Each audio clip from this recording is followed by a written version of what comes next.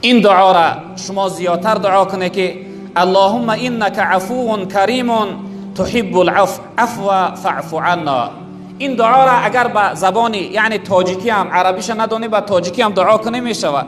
جناب پیغمبرتون شما دعا کنه که ای پروردگار ذاتی تو، ای الله تو بسیار بخشنده مهربان هستی، بخشیدن دوست می‌داری، ای پروردگار در این شب گناه‌های ما را ببخش.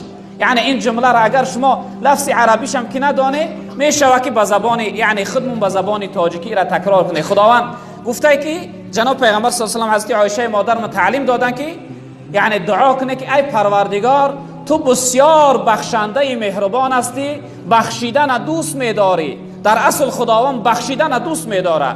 بخشش گناه وقتی بنده نزد خدا توبه میکنه و از پروردگار طلب مغفرت میکنه، خداوند چقدر خرسند و خوشحال میشد است. از حد زیاد خداوند خرسند